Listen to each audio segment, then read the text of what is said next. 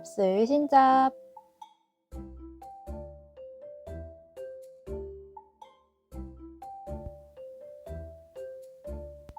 한세하구 여러분 안녕하세요. 아나운서 최유진입니다. 우리가 놓치고 있는 상식들이 있다? 혹시 여러분은 지나간 일들에 대해서 그때 이걸 알았다면 얼마나 좋았을까? 라는 생각을 하신 적이 있으신가요? 저는 그럴 때마다 아쉬운 마음에 한숨을 푹푹 내쉬곤 했던 적이 있답니다.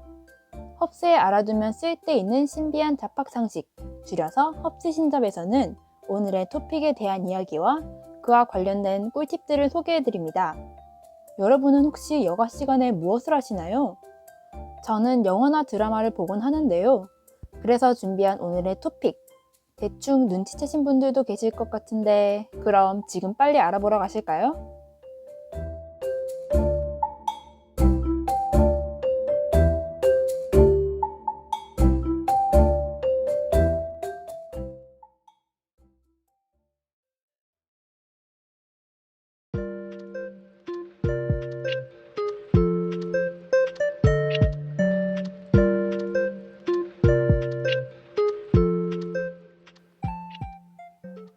오늘의 토픽,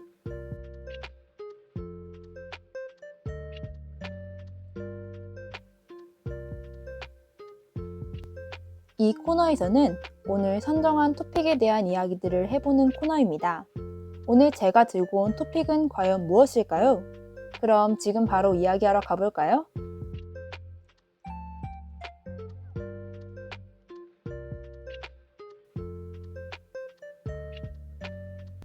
오늘의 토픽은 바로 영화입니다. 요즘은 OTT 서비스가 잘 되어 있고 코로나 때문에 집에 있는 시간이 늘어나면서 넷플릭스나 왓챠, 티빙 등을 이용해서 영화를 자주 보는 것 같아요. 하지만 그래도 영화관에서 보는 것과는 확연히 느낌이 다르더라고요. 또 원래 저는 보고 싶은 영화가 개봉하면 바로 극장에 달려가서 보곤 했는데 요즘은 규제가 조금 풀려서 괜찮지만 작년이나 재작년에 개봉한 영화들은 개봉 당시에 영화관에서 보지 못해서 너무 아쉬운 것 같아요. 여러분은 혹시 기다리고 있는 상영 예정 작품이 있으신가요? 저는 7월 달에 미국에서 개봉하는 가재가 노래하는 곳이라는 영화를 기다리고 있습니다. 소설이 원작인 영화인데 나중에 국내에서 개봉한다면 꼭 보시길 추천드릴게요. 그런데 제가 얼마 전에 충격적인 소식을 하나 접했답니다. 바로 영화 관람료가 인상된다는 소식인데요. 벌써 코로나 이후에 세 번째 인상이죠? CGV에서는 다음 달인 4월 4일부터 영화 관람료가 무려 1,000원에서 5,000원이나 인상된다고 합니다. 이로 인해 성인 2D 영화 관람료는 일반 기준으로 주중 19,000원, 주말 2만원, 그리고 이외 IMAX나 4DX 같은 기술 특별관은 2,000원이 인상된다고 합니다. 너무나도 가격이 많이 올라서 영화관에 가기도 부담스러운 가격이 되어버린 것 같다는 생각이 들어요. 그래도 영화관에서 보고 싶은 영화가 있는 법이죠. 그래서 조금이라도 더 저렴한 가격에 영화를 볼 수 있는 방법을 알려드리려고 합니다.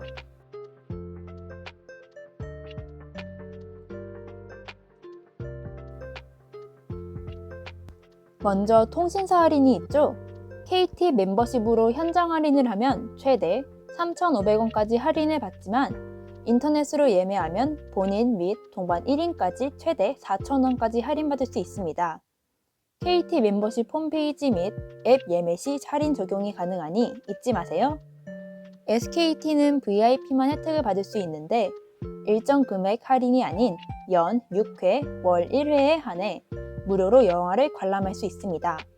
LG U+의 경우에도 VIP 등급 이상을 대상으로 하며 월 1회, 연 12회의 CGV 영화 무료 예매를 지원합니다.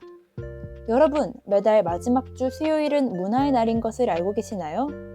전국의 주요 영화관들에서 7,000원의 영화를 볼 수 있는 기회랍니다. 말고도 각종 체크카드나 신용카드 속에도 숨겨진 영화 할인 혜택이 있으니 한번 확인해 보시는 것도 좋을 것 같아요. 이렇게 하면 비싼 영화를 조금이라도 저렴하게 볼 수 있답니다.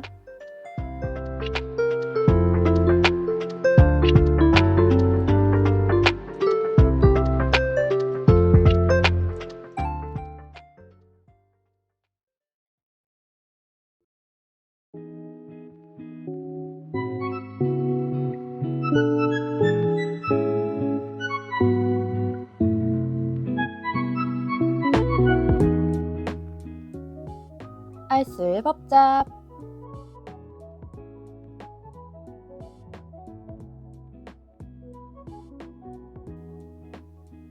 너무나도 어려운 법. 하지만 우리는 살아가면서 여러 가지 법들과 마주하게 되죠. 이 코너에서는 오늘의 토픽과 관련된 생활 속 유용한 법들을 쉽고 간단하게 소개해드립니다. 그럼 우리 함께 알아보러 갈까요?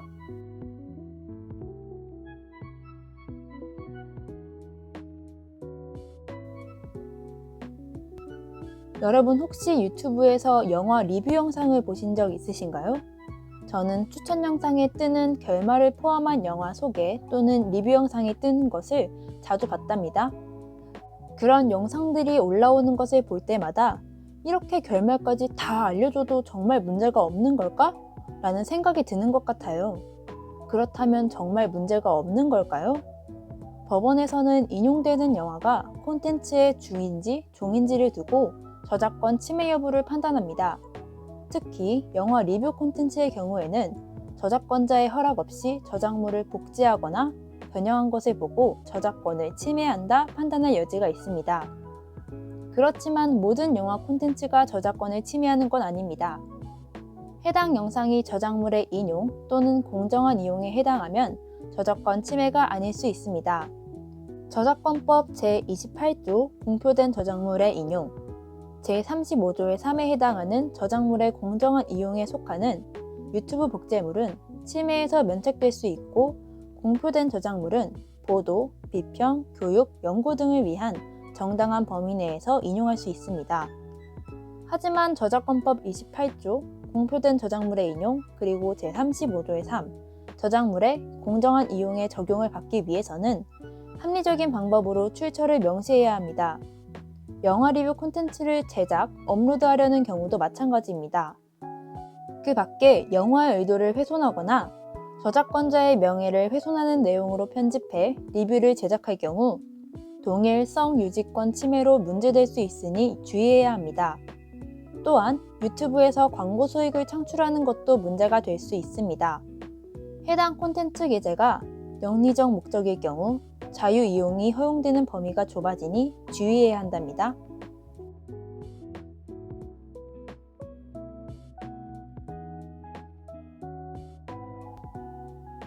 그렇다면 영화 리뷰 콘텐츠를 안전하게 만들기 위해서는 어떻게 해야 할까요? 첫 번째, 영화 저작권을 가진 제작사, 배급사의 연락을 취해 콘텐츠 제작에 대한 허락을 받는 방법이 있습니다. 허락을 받을 수 없는 상황이라면 영화사가 공식적으로 게재한 예고편, 홍보 영상 등을 사용하는 편이 좋습니다.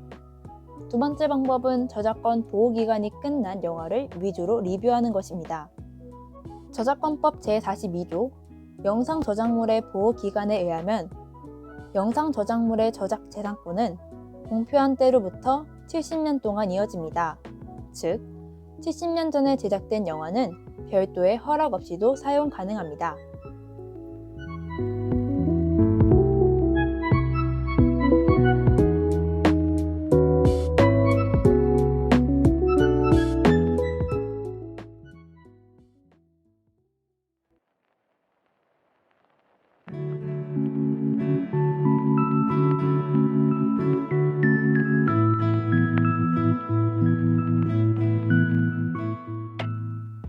저작권법을 위반하는 콘텐츠를 만드는 것도 문제지만 그걸 소비하는 것도 문제가 되겠죠?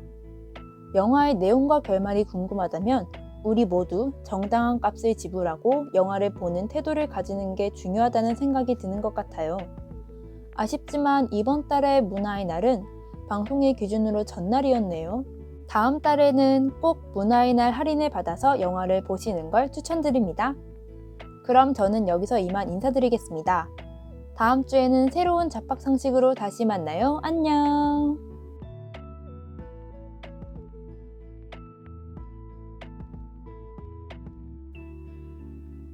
지금까지 프로듀서 아나운서 최유진, 엔지니어 최유진이었습니다.